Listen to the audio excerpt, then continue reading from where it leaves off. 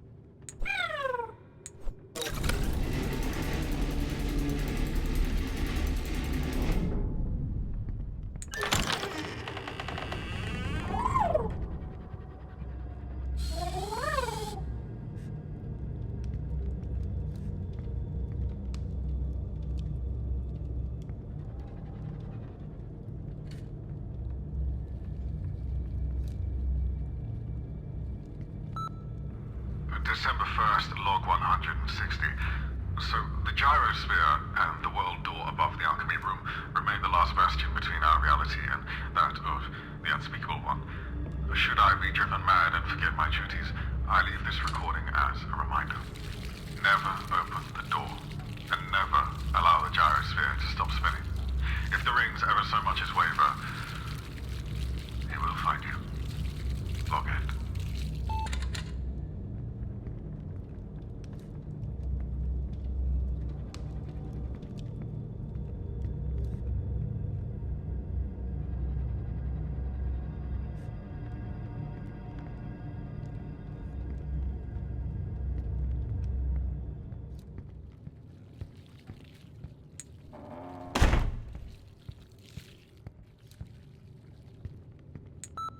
August 15th, log 633.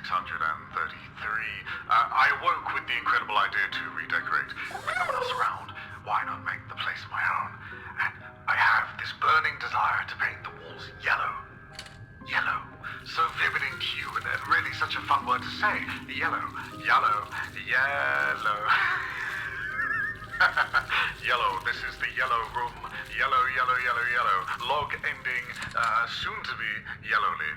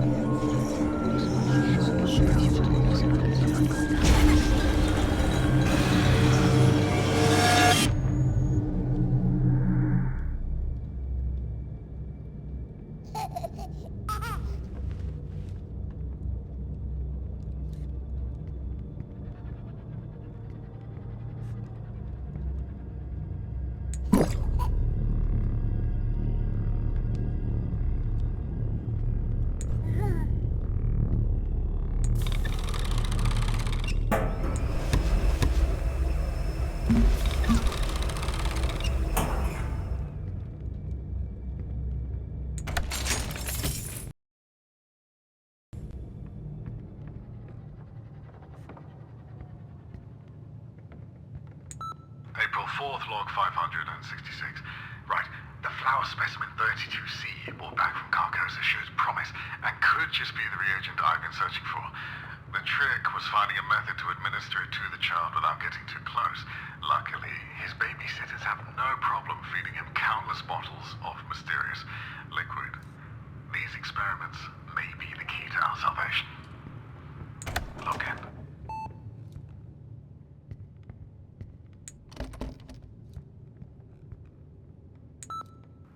July 28th, log 985. Half the building's ceiling caved in last night. The worst part part isn't even the fear of being crushed. It's, the worst part is that the bathroom was in that half. Log end.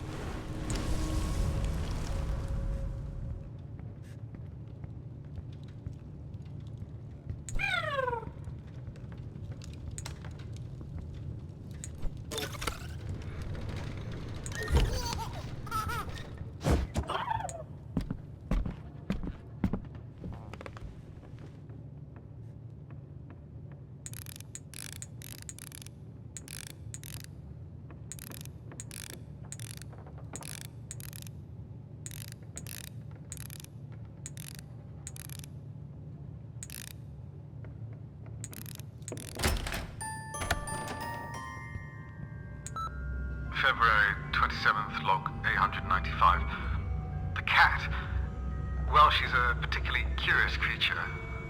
Whether she has motives or a master of sorts, I simply do not know. She appears intelligent and is quick to warn me of danger when it suits her. I'm always glad to see her face when I wake sharply from my dreams. I really hope she stays. Log end.